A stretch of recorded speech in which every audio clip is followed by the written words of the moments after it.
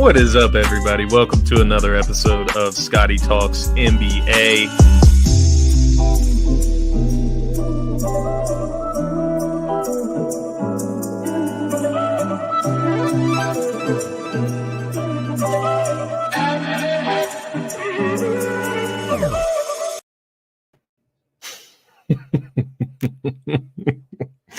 What's up, everybody? Welcome to another episode of Scotty Talks NBA. Happy Friday morning to you if you're watching this at the 10 a.m. Morning showing on this Friday morning. So this was recorded on Thursday evening just for clarity, transparency. So I won't be speaking on last night's action per se.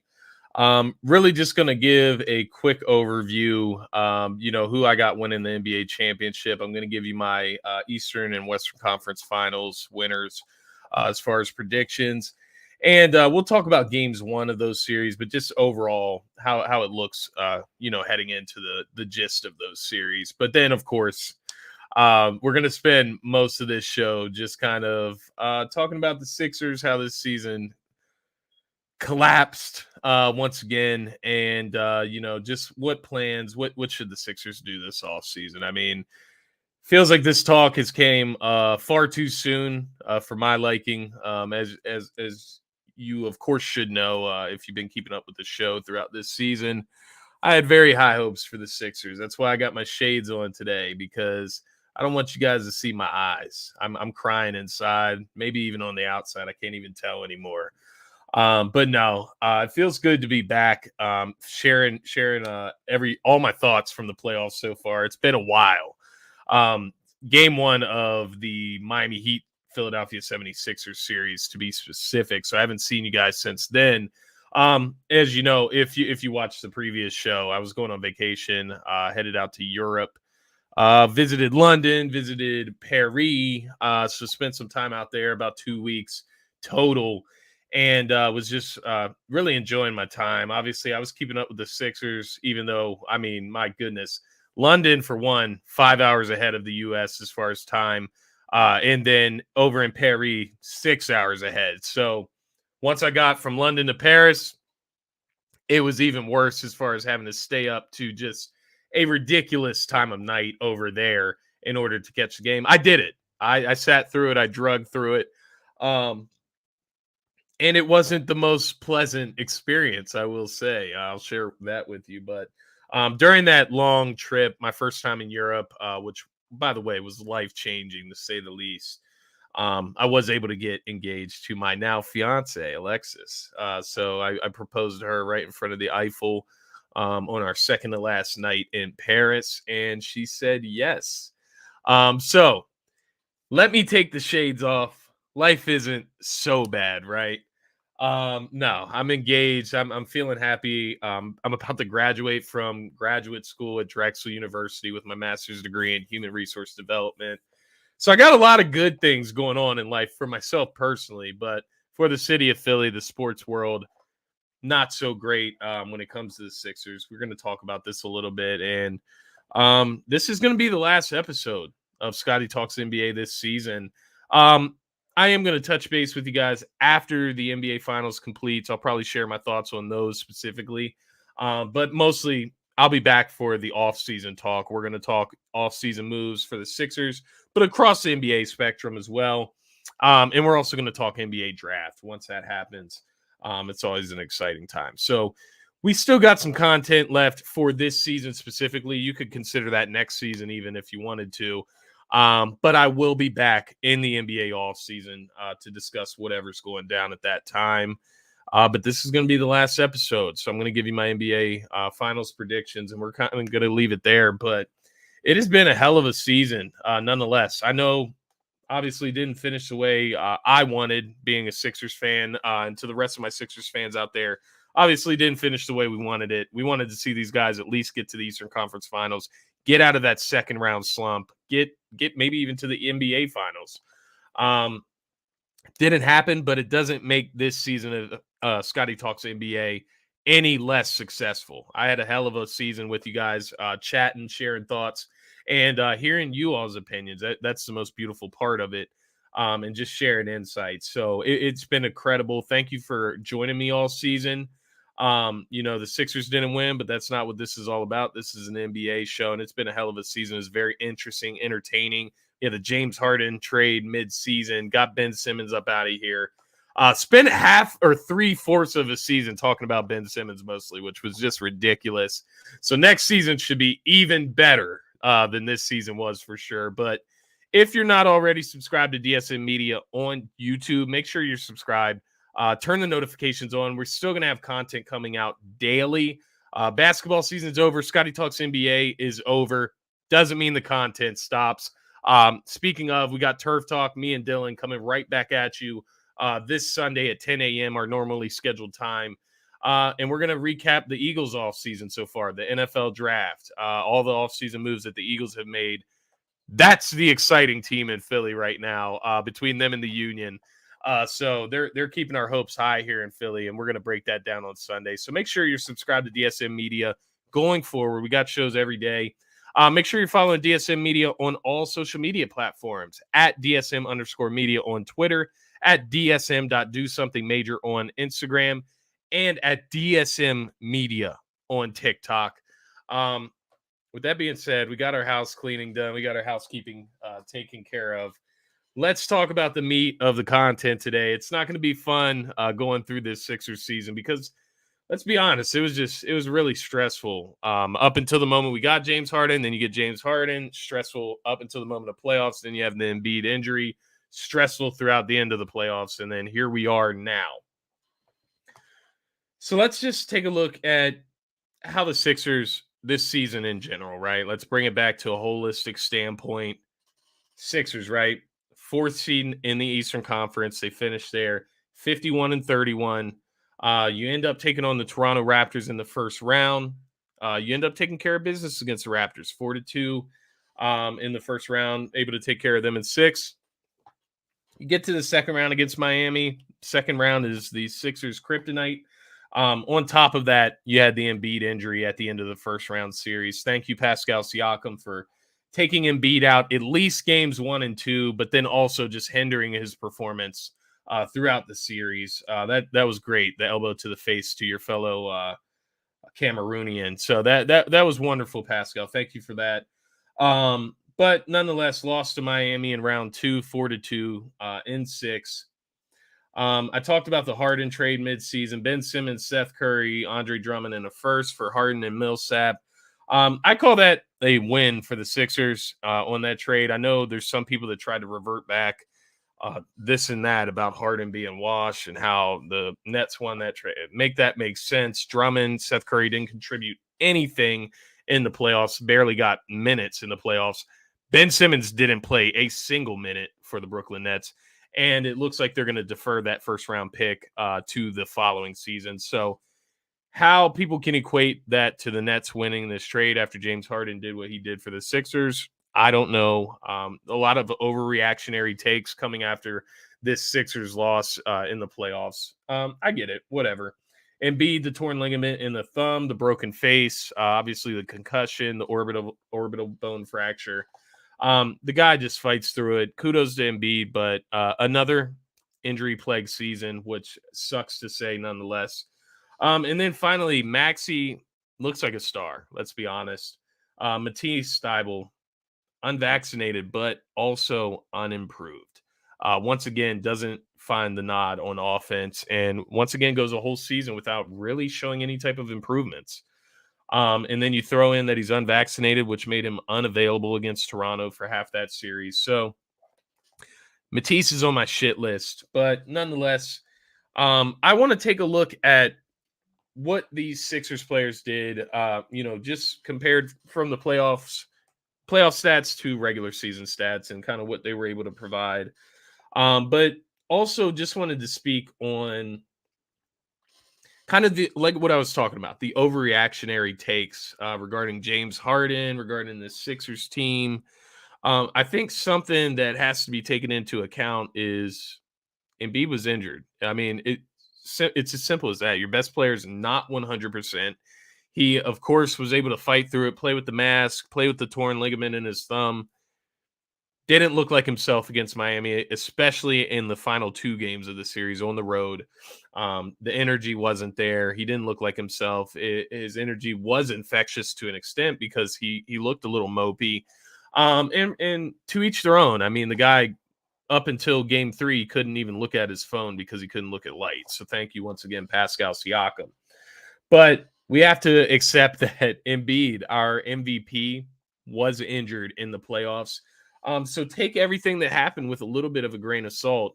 Now, what I will speak to, just regarding those games 5 and game 6, and I received some heat after I said this after game 5, when the Sixers just really didn't show up in Miami. Like, completely just shit the bed in Miami, said, fuck this, we're not going to win. We're not going to try to, get the lead in this series. We'll pack it up. We'll head back to Philly and hope for the best in game 6. I thought that was a loser mentality. I caught a lot of heat on TikTok. I get it. One game, overreactionary, blah, blah, blah. It isn't just one game. It's every single time the Sixers are in a big game that means a lot. They just seem to shit the bed. They don't show up. They don't go after loose balls. I mean, you saw PJ Tucker, one of those final 2 games, he ends up with double-digit rebounds. PJ Tucker's not that guy that should do that. He hustles. And at the end of the day, if you're not hustling, if you're not playing up to 100%, if you're not playing as hard as PJ Tucker, he will grab rebounds over you because he will out-hustle you to the ball. He'll get to the ball before you do.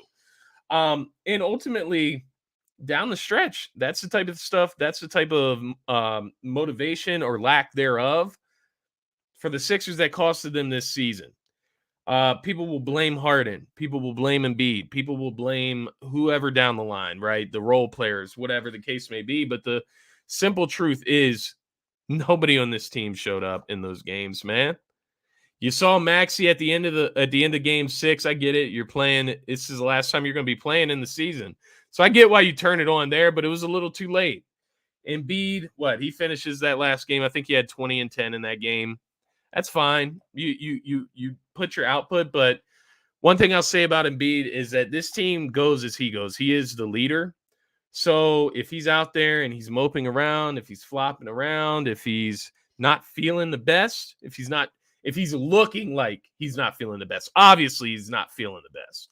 If he is looking like he is not feeling the best, the team is going to follow, and they certainly did. They followed him all the way to the pits of hell, losing in 6 to Miami Heat. So I just wanted to throw that out first and foremost.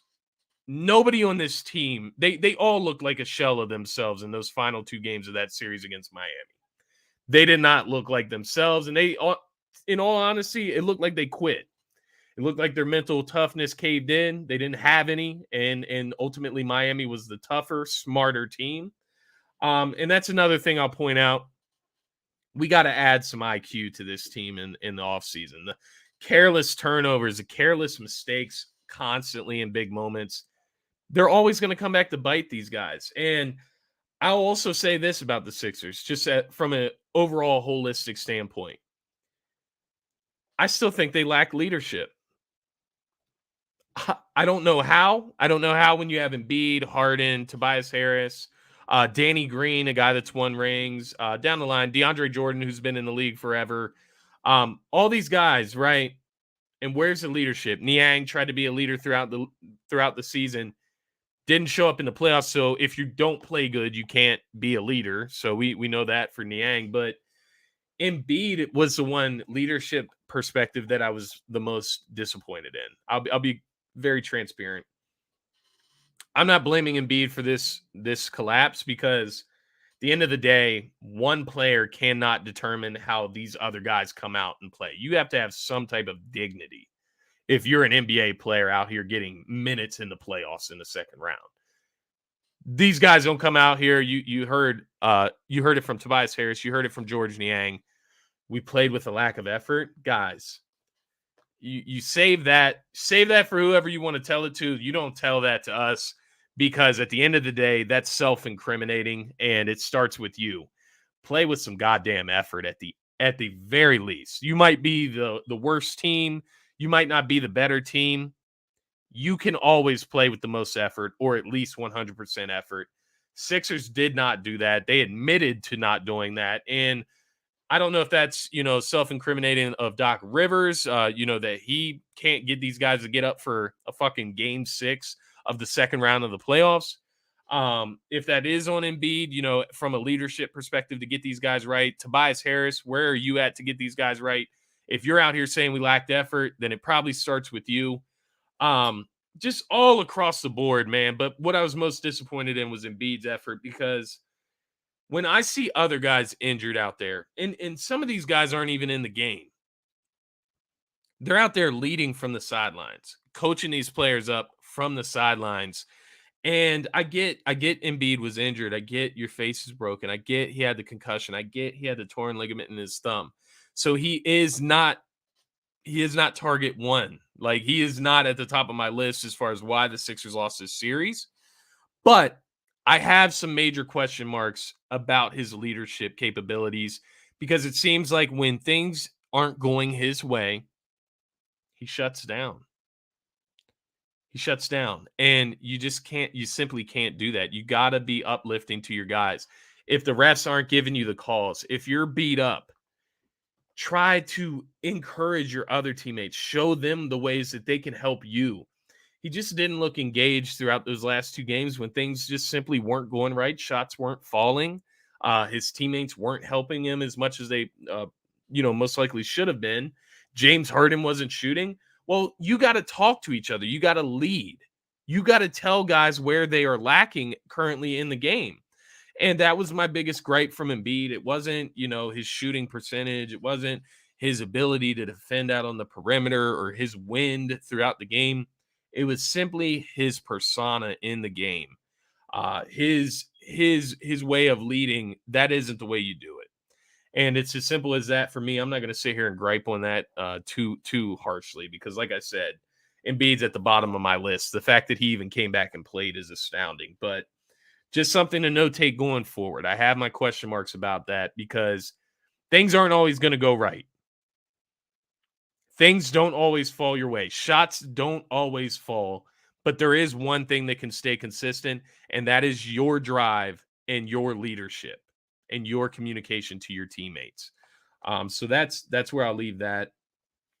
Just thinking about this team, is we'll just go down through the players, and I'll kind of just talk about each and every one of them, and kind of where they stand. So let's start with James Harden, because this is the guy that's been getting reamed by Sixers fans. I'm hearing that worst case scenario, he opts in and he's back next season, or they sign him back.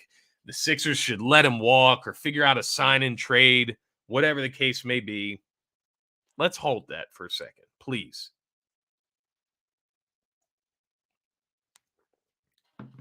Let's hold it just for 1 second. James Harden, let's look at the numbers in the regular season. Played 21 games, I believe, with the Sixers in the regular season.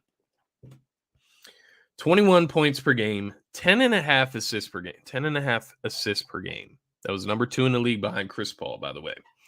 7.1 rebounds per game, 40.7% from the field goal range, 32.6% from 3. So the shooting numbers need to be better, right? 21 points, basically 11 assists per game, 7 rebounds per game on 40 and 32% shooting. It's not the end of the world, guys, and it's definitely not even the worst contract in basketball or even anything close.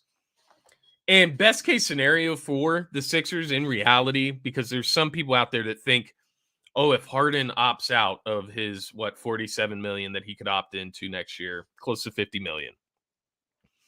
If Harden opts out, that creates $50 million in cap space for the Sixers. That's not how this works.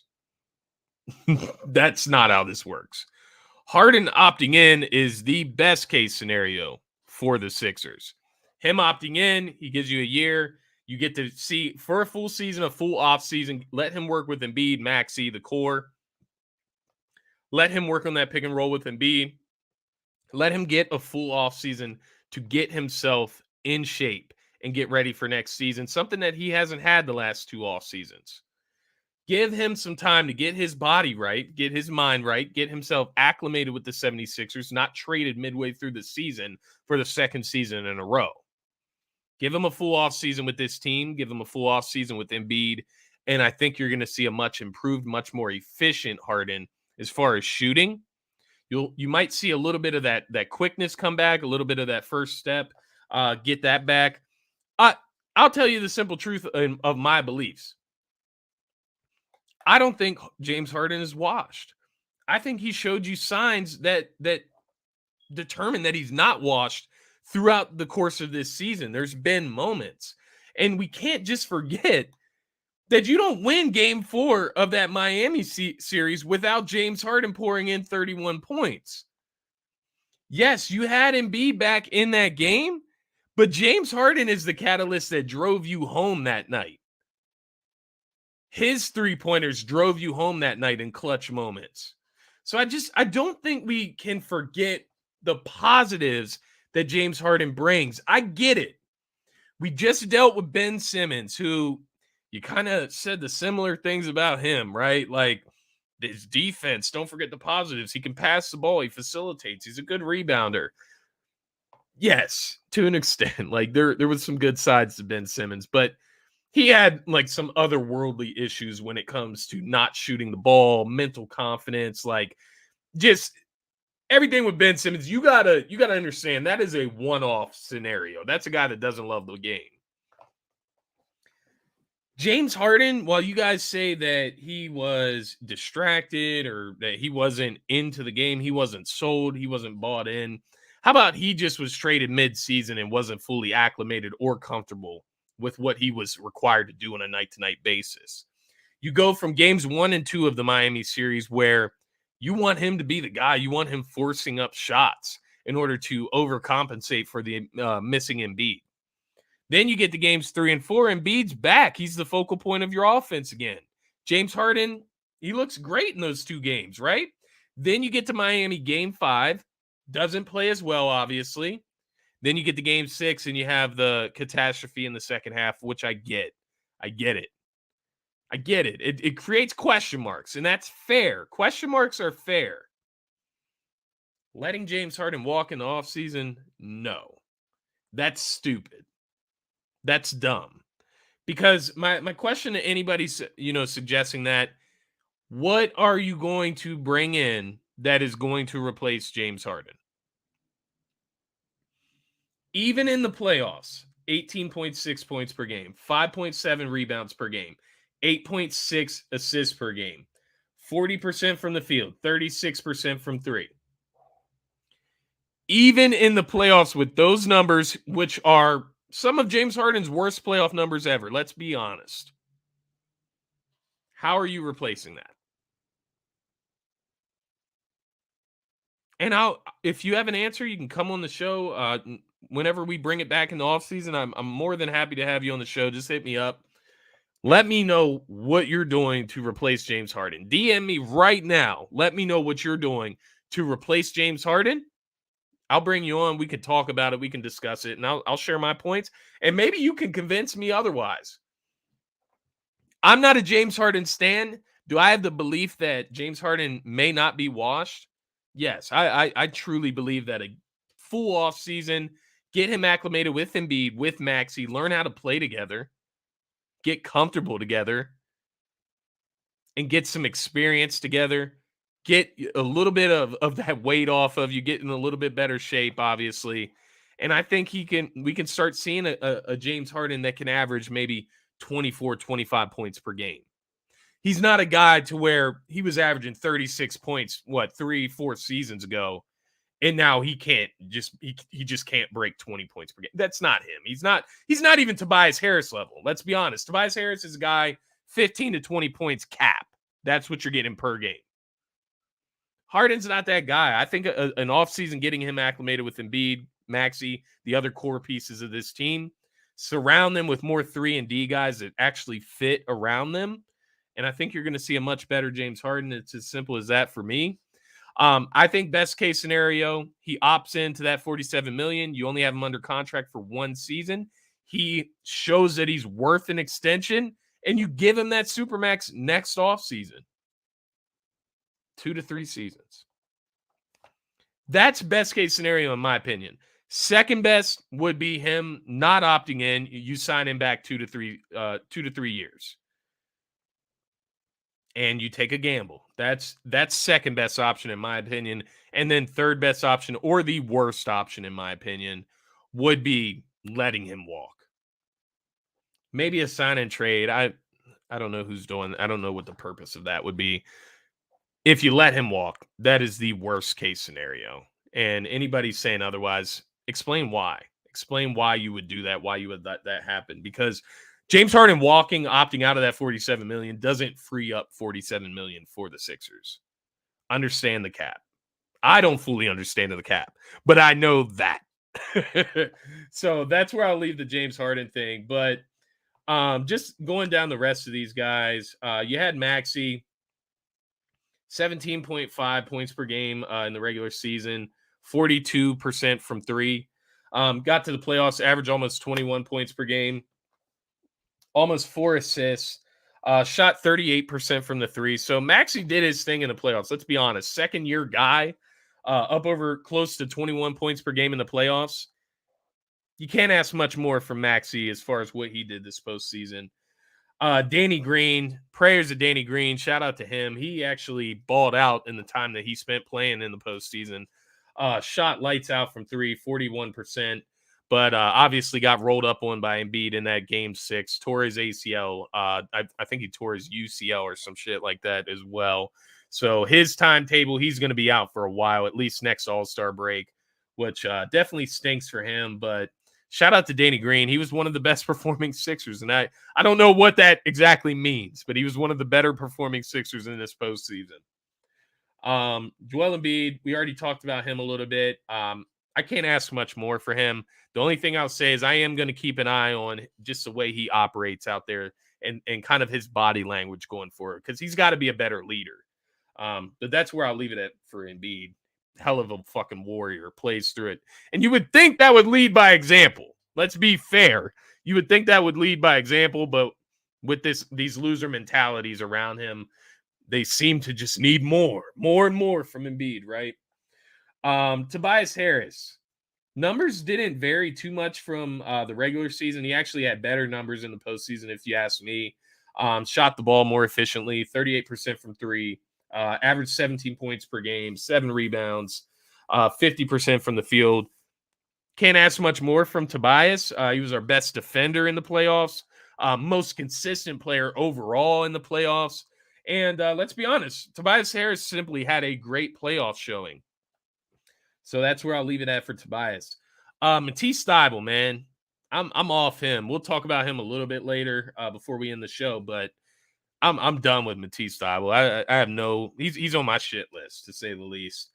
Paul Reed showed some signs that he can be a piece for the future, can be in the rotation, could maybe be that stretch 4 energy guy, go in there, grab some rebounds like a Chris Boucher that you've seen in the past, or even the backup center if you want to play a little bit of small ball, semi-small ball, you could say, because he's still a big guy, but not as big as your typical centers. You can use him in a couple different facets, especially if he works on his ball handling, court awareness, and just simply making better decisions. He's got to stop fouling so much, but in the minimal moments that he got in the postseason compared to the little to none, chances or opportunities that he got in the regular season, I thought Paul Reed did a great job. George Niang looked tired. I would bring him back. Obviously, he's under contract. He played a significant role during the regular season. We saw it significantly stripped once we got to the postseason, but I think that was a culmination of you played without your max star for 3/4 of the season.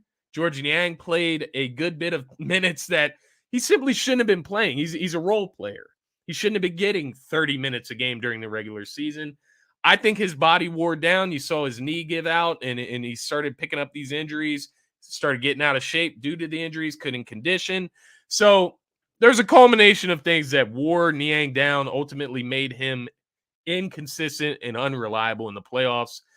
So simple fix to that, get more guys that can play more minutes, then you don't have to run guys like Niang into the ground, guys like Danny Green into the ground. Shake Milton, inconsistent, and it's been kind of the story of his career, and that's where we'll leave that. Cork Maz is a lost cause. We knew that. Isaiah Joe didn't get the opportunities he probably should have. Charles Bassey didn't get the opportunities that he should have.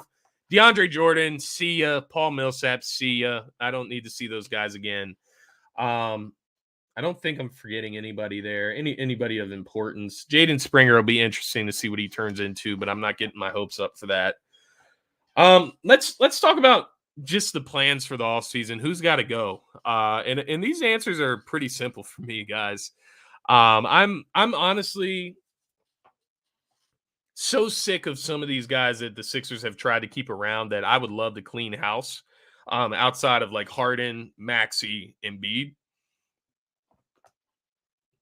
Yeah, that's really. I mean, Niang. I like I said, I would keep Niang. He's a solid role player with the right amount of minutes throughout a season. But I would keep guys like Niang. You obviously bring a guy like Isaiah Joe back. He's a young guy. Paul Reed, Charles Bassey. Those young guys, you're obviously bringing back. But guys like Danny Green, Furkan Korkmaz, I'm trading him if there's any suitable buyers. Like if I can save $5 million, I'm moving Korkmaz. If you could move like Korkmaz and maybe like a Danny Green together. I know Danny's injured, but he's of no use to the Sixers. You can move Danny Green and send that to a team where he can become a sunken cost, but still make his $10 million. That works out for the Sixers and Danny. He gets his money, and we get hopefully a role player back in return for like a Korkmaz and Danny Green. Anything like that, I would just be totally open to moving Furkan Korkmaz any possible way. At the very least, Isaiah Joe can replace the minimum role that Korkmaz had, which he completely fell out of the rotation towards the end of the season. I mentioned Danny Green. I get it. You want to be good to the player. You want to do this, do that. I'm trying to move him. I'm trying to do whatever I can to get him off the books. He's simply not going to be playing early on next season, and that's not something a team like the Sixers should be wanting to deal with. Matisse Thybulle. I said it to my DSM group chat the other day. We were just talking about hypotheticals with the offseason. Like, what would you be willing to move Matisse for? What type of value does Matisse even have?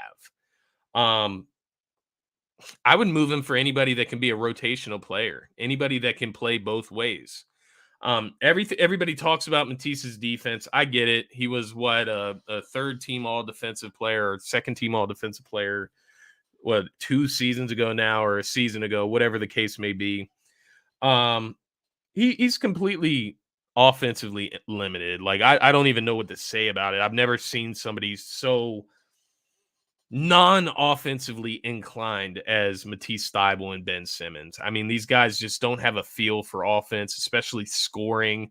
But take it even a step further with Matisse. He doesn't even know how to dribble or look towards the basket. It's ridiculous. It's grade school, high school level shit. Make it a fucking layup, dude. Like, don't get me started on this guy. Talk about the talents that he has, the intangibles, the athleticism. It's all there until it's not. Until he's unvaccinated because he only got one shot. Oh my God. There's just a rabbit hole I could go down with Matisse Thybulle, but I'm over him. I want him off my team. I would prefer if we could just get any type of rotational player. I was even talking to the guys in DSM, like, I don't know how possible this is. I'm not a cap guy, but could you just move Matisse for like a player like Jay Crowder, an older guy, probably on the last leg of his contract with Phoenix, but at least he can play offense and defense, and he can be a main part of the rotation. He could be one of your top 8 guys. Matisse Thybulle has not shown that he can do that. Even with his defensive specialties, he still makes terrible decisions on the defensive end. It's almost as if his defensive specialties have turned into false confidence for him to think that he can do certain things without getting called for a foul. So overall, Matisse the player, it's a great idea. It's a great thought. The potential's there, as always. But it's not formulating. He's not improving. And sometimes you got to accept that a sunken cost is a sunken cost. Get what you can for it. My only problem, I guess, with Matisse at this point is that he's sunk his value that low. Like, what can you really move him for that it's worth it? But like I said, a guy like Jay Crowder, just like an eighth man on the bench, seventh, sixth man on the bench. I'm moving Matisse Thybulle, maybe even a draft pick, to bring somebody back of quality. Finally, my last guy that I have to mention here, as far as who's got to go, it sounds bad, right? Like, it's not that bad. It's Tobias Harris, man, and that's my guy. Don't get it twisted. Tobias Harris is my guy, man. Sent me the autographed jersey. I have a lot of love for Tobias Harris. I think he played brilliantly in the playoffs. Let's be honest. I think he had some of his best career numbers since James Harden got to Philly. There is a world where Tobias Harris is still in Philly after this offseason, and you have a core four of Tobias, Maxey, Harden, and Embiid. There is a world where that's acceptable. But in this world, in this reality, it is unacceptable for you to have a glorified role player. He's a 3-and-D guy in this offense and defense, right? He's a 3-and-D guy. He's probably our best defender down the stretch on wings that can actually play in the game, hence Matisse Thybulle. But probably our best defender, guarded Siakam down the stretch. He spent time on Jimmy. He spent time on Bam. He was our best defender down the stretch, and he shot the ball very well from three-point, which is all you really needed from him. But the simple truth with Tobias is, with a $37 million cap hit, you can probably get two guys, at least two quality role players that could fill that same amount of salary cap. And that's ultimately going to give you more depth. It's going to give you more, it's just going to give you more flexibility, and it's ultimately going to be a better fit around Harden, Embiid, and Maxey. So I think, in this perfect world, yes, you could have a quadruple of stars, right? Of Embiid, Maxey, Harden, and Tobias. In this world, in this imperfect reality, Tobias has got to go. You got to bring in some quality role players, maybe even 3 role players to equal up that salary. That's how crazy that salary is for a guy who, on another team, that might be acceptable, but on a team where you're the 4th star getting paid $37 million, 17-7 really just isn't acceptable. And you can probably find a little bit better production across multiple players for that cap hit. So definitely not an incrimination or, just me shitting on Tobias like everybody else has this season. It's not me being, out on Tobias Harris as a player, as a star in this league. It's me saying it's time to move on for the Sixers. It's time to get a better fit or fits in here and create some depth out of that huge cap hit. And I think Tobias can go on to another team and actually contribute thoroughly and even be more impactful than what he was down the stretch with the Sixers here. Something that Zach Noble sent to me, Zach Noble from Ball's Life, of course, sent me a mock trade. It was a great idea. I don't know how realistic or, what the value of Tobias really is at this point, although it should have gone up with the playoff performance that he had. Steven Adams and a Dylan Brooks from Memphis. Yeah, I'm doing that all day, or something of that nature all day. I don't know if Memphis would actually do that. I don't know, once again, what Tobias's value is, but that's the type of deal that I'm looking for this offseason, to move Tobias Harris, add some depth. Because what I was trying to point out between the numbers, you look at the postseason numbers and the regular season numbers, the only difference between the postseason and regular season in reality wasn't that the majority of the points were coming from Tobias, Maxey, Harden, and Embiid. The majority of the points were still coming from them, as it was in the regular season. The role players just did not show up. The bench did not show up. And the depth showed the glaring holes that we have seen consistently for the last 4 or 5 years, if we're being completely honest, since we saw that Jimmy Butler Philly-led team. Got to get some depth in here. I think Tobias Harris, moving him, that can be the beginning to turn the wheel in that area. Moving guys like Matisse, Danny Green, Korkmaz, those are also some other opportunities where you can fill some holes as far as on that bench. And then just looking at a few free agents that have been notated, just a few avenues the Sixers could pursue. I'm looking at guys like Caleb Martin from Miami. We just saw him. He didn't like light up the score sheet, but he's a guy that can fill holes. He's athletically inclined. He can shoot the three. He can finish at the rim. He can play defense. He can do a little bit of everything. He's not going to blow your mind. Those are the type of guys that I'm looking for in this offseason. The Caleb Martins of the world. DeLon Wright from Atlanta. Backup point guard. Backup guard. Combo guard, you could even call him. Kyle Anderson. Bring some size, some IQ from the bench. He can be that guy. He's a bigger guard. Chris Boucher. Don't know how available he will be. He killed it for Toronto this postseason, and he's a Sixers killer. Talk about a stretch four, a paint defender. He blocks shots. He's long, lanky, but can shoot the three. That would be a great guy to look into. Lonnie Walker from San Antonio, another guy. Athleticism, combo guard. Otto Porter Jr., guy, a bigger wing. We need more wings. We need more athleticism and length. We see what he's been able to contribute to Golden State, a championship contender, a finalist right now of the Final Four teams. Otto Porter Jr. can be a crucial piece, a guy that can get his own bucket. Frank Ntilikina, you talk about defense, a guard you can bring in off the bench, probably won't cost you much. He was able to defend guys like Devin Booker and Chris Paul down the stretch for Dallas. That's the type of guy that I'm looking at. Gritty. Malik Monk. Instant action off the bench, instant scoring punch, a sixth man, a guy that can really score the basketball at any time from anywhere. Looking at guys like that, there's a ton of these guys out there. In the trade market, just some lower key guys. Patrick Beverley, he's been out here, pioneering the Harden re-sign wagon here. I would love to see Patrick Beverley in Philly. I don't know how realistic that is, what that would cost you.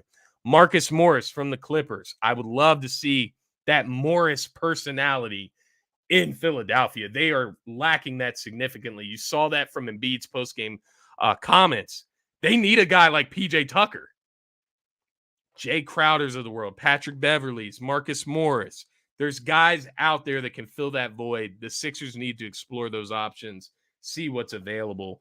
Ultimately, what I'm looking for the Sixers this offseason, guys that are going to get on the floor, guys that are going to go after rebounds, guys that are going to play dirty, play physical, play aggressive, play with heart, never quit, play like it's their last game. All of the above. Heart, leadership, effort, athleticism. That's what I'm looking for the Sixers to fill in these role pieces. And I think depth. That's got to be the key here. I know Brian Windhorst reported Sixers will go after another big star, the Bradley Beals, the Donovan Mitchells of the world. Go after some depth. I'm pleading. Even if you go after Beal, if you go and you make God forbid they do Tobias and Tyrese Maxey, which I think that's what it would cost for Beal. If you do that, just don't stop there. If you want to add Beal to Harden and Embiid, whatever. I'm not going to sit here and complain, although I would not move Maxey, period. I wouldn't do it. If you want to go that route, just don't stop there. Excuse me. Just don't stop there. And mind you, I while I'm coughing, it just reminds me the air quality in Europe is disgusting. I came back like spitting up like black shit. They smoke so many cigarettes over there. It's ridiculous. But that's a side note, just a little tip or guidance when you go to Europe. Be aware of the air pollution or the air quality there. You got to add depth. I think that has to be the number one goal. Obviously, if you want to add another star, try to change the leadership mantra here. That's fair enough. You would have thought they would have gone that route with Doc Rivers. Apparently, they're not. Apparently, Doc Rivers will be back. I'm not throwing Doc Rivers on the sword here. While I think I would have tried a new direction, just because I don't like his inconsistencies throughout the season that he showed, not down the stretch, whatever that you had an issue with in the playoffs. I thought he did all right in the playoffs. I thought he did just fine. At the end of the day, Doc Rivers can't go out and play for these guys. They got to go out there, put it on the court, and leave it out there on the court. And they simply didn't do that. So I'm not throwing Doc Rivers on the sword. I would have probably moved on. But once again, that's another situation where the grass isn't always greener. Where would you have gone after Doc Rivers? If you can't answer that question, then there's no point in complaining, because it is a lot easier to complain than to find a solution. And that is going to be kind of my motto throughout this offseason. If you want something to change, how are you going to change it? I gave you some of the things that I would change. I would probably move Tobias. I'd probably move Matisse Thybulle, Danny Green if you can, Korkmaz if you can. We'll see about Shake. If he has a club option, we can opt to keep him for like a little over $1 million. He's a guy that can spark plug off the bench. If he's out of your rotation, great. It's not going to cost you much if he's at the bottom of your bench. But if you're open to cleaning house, those are the guys that I'm starting with. The guys that we have kind of put this false hope into as even just role players or shooters off the bench, and they haven't fulfilled. It's time to move on from those type of guys. But if you have a complaint, find the solution. Let's talk about it. I love to chat with anybody this offseason. But that's kind of where I'm going to leave the Sixers. I think you got to add depth at the very least. And you just got to add different personality types, because like Embiid said at the end of that Miami series when they got booted, comes down to determination. It comes down to heart, effort, and just simply wanting it more. They got to want it more. And I'm sorry if you have PJ Tucker versus George Niang for a rebound. I think PJ Tucker is going to get that rebound. So they got to get guys in here that want it, that have some heart, have some dignity, and play every game like it's their last. They got to change. They got to change the culture. And sometimes it's not just bringing in a new coach or bringing in a new star. Sometimes it is the little things. Guys like TJ McConnell, I would have loved to have had him. I know guys complain about the TJ McConnell love in Philly. I would have loved to have TJ McConnell. Just go out there and play with some goddamn heart. Lead by example that way. But here we are. We're here in another off season talking about the Sixers being eliminated in the second round. And that's the state of the culture. That's the culture that they've been bred in. It's losing. It's loser mentality. And they got to change it. They got to bring in some winners and just change this culture, change the leadership style, and change the focus here. They got to get locked in. But I'll leave the Sixers talk there. Hey, the season is what it is. I wouldn't even call it a failure, because you played 3/4 of your season without a guy like Ben Simmons, who covers a lot of holes for this team. You were able to acquire James Harden. You got what you could out of him throughout the rest of the season. You get booted in the second round. Not much change from last season in reality. I won't call it a disappointment. It was really just stagnant nonetheless. End up in the same place nonetheless. As far as the Eastern Conference Finals, I do just want to give you predictions for each Eastern Conference and Western Conference. Just to give you a highlight over Game 1 of the Eastern Conference Final. We got Game 2 actually tonight, Thursday night. You'll be watching this Friday morning, so hopefully Boston will have tied it up 1-1 like I'm predicting here. But in Game 1, you had Miami winning 118-107. You had Jimmy Butler with 41 points, 9 rebounds, 5 assists, 12 for 19 from the field, 0 for 2 from the three-point line, 17 for 18 free throws. Just wanted to throw that free throw tidbit in there for all the people that judged Embiid, judged Harden. You know, it's bad basketball to watch. But then you're sitting here with Jimmy Butler down your throat. Make it make sense. Keep it consistent. That's all I'm going to say. It doesn't bother me. Like I said, Embiid gets fouled, he's going to get a lot of free throws. Jimmy Butler gets fouled, he's going to get a lot of free throws. Although it does seem like Jimmy Butler has the best whistle in basketball. He gets a lot of calls that I don't see other guys get. But nonetheless, Jimmy Butler is balling this postseason. You heard the comments he said about Tobias. Thought those were a little off base. I'm not going to spend any time on it, but just thought those comments were a little off base. Like, dude, we offered you a max contract and you declined. You wanted to go to Miami. So let's just leave it at that. You can create whatever narrative you want in your head to like motivate you, but I just thought that was a little corny. Although we would love to have Jimmy Butler back in Philly. Let's not kid ourselves. Nonetheless, Jimmy Butler has been one of the, if not the best player in the basketball in this postseason. Gabe Vincent in that Game 1 of the Eastern Conference Finals, 17 points, 5 for 10 from the field, 3 for 7 from the three. Big shot after big shot. He had some crucial shots down the stretch. Tyler Hero, 18 points, 8 rebounds, 3 assists, 7 for 15 from the field.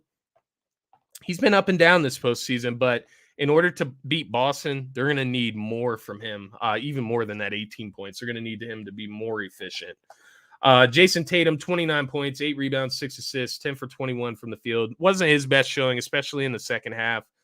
Just didn't look like himself. I know they were on a short turnaround from the long series with the Bucks there, but need more out of Jason Tatum. Jaylen Brown, 24 points, 10 rebounds, 4 for 8 from the three-point line. He had a great game. Robert Williams, 18 points, 9 rebounds. He also had a big impact in this game. Pritchard is another guy that I love for Boston. He had a big impact in this game. But as I'm going through these two teams from the Eastern Conference, just want to tie it back to the Sixers. Guys like Robert Williams, guys like Grant Williams, per se, Peyton Pritchard, Gabe Vincent, Max Strus of the world, these role players, even a Caleb Martin that I mentioned from Miami earlier. These are the type of players that the Sixers are simply missing. You talk about Grant Williams, who was able to turn the tide in a crucial game for the Boston Celtics against the Milwaukee Bucks. You talk about Gabe Vincent, who not only just turned the tide in game 1 for Miami, he turned the tide a couple times for Miami against the Sixers. Max Strus turned the tide a couple times for Miami against the Sixers. Guy that had a double-double in game 6 against the Sixers. So these role players make a huge difference, and it doesn't get talked about enough. Speaking of role players, no Al Horford, no Marcus Smart for the Boston Celtics in game 1. I believe they're getting Al Horford back tonight. That helps significantly, let's be honest. Rebounding, defending, protecting the paint. Al Horford has looked pretty great this postseason, especially going head-to-head with Giannis. Marcus Smart, we know what he brings, so we'll see whenever he returns. I'm not sure if he's playing tonight or not. Kyle Lowry, I think the Miami Heat are better without him. Let's be honest. They have looked better without him. Similar to what Toronto was doing without Fred VanVleet, I think they're another team where you get that smaller guard, that smaller defensive liability that's not 100% out there. Get him off the court. You insert guys like Gabe Vincent, like Victor Oladipo. You give them more minutes. It's going to be better for you. It gives you more athleticism, more length, and ultimately more production. Let's be realistic. So I think Lowry has helped the Heat with him being out. But I do have Boston taking game 2 tonight. I did have Miami winning game 1, obviously, with no Horford, no Smart, and they should take care of business at home. I do have Boston stealing this game, but I also think Miami's going to steal one in Boston. So that's why I have Boston winning game 2 tonight. I have this series going 7 games, just for transparency. I think both of these teams could win it. It could go either way. I am leaning Boston in 7. I think Jason Tatum is the best player in the series. That's an argument maybe we can have after the season is Jimmy Butler versus Jason Tatum. Where do they rank amongst the best players in the league? But as of right now, I think Jason Tatum is the best player in that series, but we'll certainly find out, and it may come down to that. Looking at the Western Conference Finals game 1 last night, we had Golden State with 112 to Dallas's 87, so they really stripped Dallas down last night. Luka Doncic, 20 points, 7 rebounds, 4 assists. Steph, 21 points, 12 rebounds, 4 assists. Andrew Wiggins, 19 points, 5 rebounds, 3 assists. He was attacking Luka on defense all night, and that may end up being the difference for this Golden State Warriors team. Is the multiple areas of scoring the multiple areas of their team they can get scoring from. Jordan Poole off the bench, 19 points, 8 for 12 from the field. Dallas as a whole, 11 for 48 from the three-point line, 22.9% from 3. I think Dallas is going to play a lot better. Luka's going to play a lot better. They're going to need other guys to step up. Jalen Brunson, Spencer Dinwiddie was good last night. Finney Smith, he's going to have to step up. Bullock, they got to hit shots simply. Brunson, Bullock, Finney Smith, Kleber, they're going to have to hit shots. It's as simple as that. But I do think they turn around. Dallas has proven that they're tougher than what they showed in game 1. But ultimately, I do have the Golden State Warriors winning that series in 7 as well. I just think Golden State, like I said, there's too many options when it comes to offense for them to get scoring from. Whereas if you're Dallas and you're having an off shooting night, yeah, maybe 2 of the Golden State Warriors top 5 scorers are having a bad off night, but the other 3 can go off for 20 to 30 points. It's incredible what the Warriors have put together. You talk about guys like Otto Porter Jr. You can throw Jonathan Kuminga in there. You can throw just all these different versions and variations of lineups out there, and you just get scoring punches from all over. And ultimately, I think that's going to pay dividends to the Golden State Warriors. So obviously, I have Boston and Golden State squaring off in the NBA Finals. Very early NBA Finals prediction, NBA champion prediction. It pains me to say it. I think it's Boston's year. It's so weird, but they seem to have the perfect configuration of players put together. Jason Tatum. It's like midway through the season. I think I was definitely on here talking about, should Boston split up Jason Tatum and Jaylen Brown, the duo, one of the better duos in the NBA as far as guards, wings put together. No, I think they learned how to play together. I think they learned that Jason Tatum is the alpha of this team. Jason Tatum is the go-to guy of this team. And I think once Marcus Smart, Jaylen Brown, all these other guys establish that in their heads and look at Jason Tatum, he's able to look back at them and give them help in the other facets of the game aside from scoring, the better ways that he can contribute as a player as well. And ultimately, I think they figured that out along with just creating the best defense in basketball. When you talk about Robert Williams, you talk about Al Horford, you even got Daniel Tice back there as a third-string center. You got Grant Williams, who's a very versatile defender. You got Marcus Smart, who's one of the most versatile, best defenders in the league. He literally just won Defensive Player of the Year. Jaylen Brown, a great athletic wing who can defend. Jason Tatum, another athletic wing who can defend. They got it covered across the board. You throw in guys like Peyton Pritchard who can light it up at any moment. Aaron Nesmith, he's another lengthy, athletic guy off the bench who can shoot. They have so many avenues they can explore. And similar to the Warriors, I think they just have a ton of options, ton of different ways they can win. Both teams have the experience, but, I am leaning towards Boston. I just have a feeling it's their year, although I would call it a toss-up. I have Boston in 7 in the NBA Finals against the Golden State Warriors, Boston being my NBA champion for this season. And, man, looking back on it all, what a turnaround to this season. What an ending, and what a final note to end Scotty Talks NBA on this season. Never imagined that I would be picking the Boston Celtics to win the NBA championship, but here we are with the Golden State Warriors finishing second. That being said, I have, obviously Boston beating Miami in 7. I have Golden State beating Dallas in 7. They could both very well end up losing in the conference finals. It's been a crapshoot this season, but all 4 of these teams, one thing I'll end it with here, all 4 of these teams deserve it, period. There's been a ton of injuries. There's been a ton of things that have happened across the board. It's not like the injuries didn't happen to these 4 teams. They've figured it out. They've weathered the storm, and they've been able to get to this point, and deservedly so. So I mean no ill will towards these teams. I have no bias. I think any one of these teams, let's be honest, I think any one of these teams could very well win the NBA championship. But I got Boston taking it this year, guys. But just one more time, wanted to thank everybody that tuned in this season, this being season 2 of Scotty Talks NBA. It's been such a pleasure. To all the guests that I had on this season, once again, such a pleasure breaking down the game that I love with you all season. I look forward to just continuing to build the brand, continuing to build the show, hopefully have even more engagement next season when I'm doing these shows live, getting to talk to the viewers, getting the viewers involved. But please contact me over the off season. You follow me on Twitter, you follow me on Instagram, TikTok, wherever. DM me. Let's talk basketball. I'll talk about it with you throughout the rest until the next season, right? And hopefully we can get you on the show. But nonetheless, guys, thank you so much for tuning in once again. Thank you for subscribing to DSM Media. That's where it's all started, and that's where all the content comes from. And I will certainly see, hopefully, most of you over when we air Turf Talk this Sunday, 10 a.m. Eastern Standard Time, at our regularly scheduled time for Turf Talk.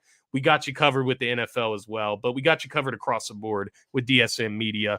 Make sure you're following DSM Media at DSM_media on Twitter, at DSM.DoSomethingMajor on Instagram, and at DSM Media on TikTok. Make sure you're subscribed to DSM Media on YouTube. Turn those notifications on. We got content coming every day.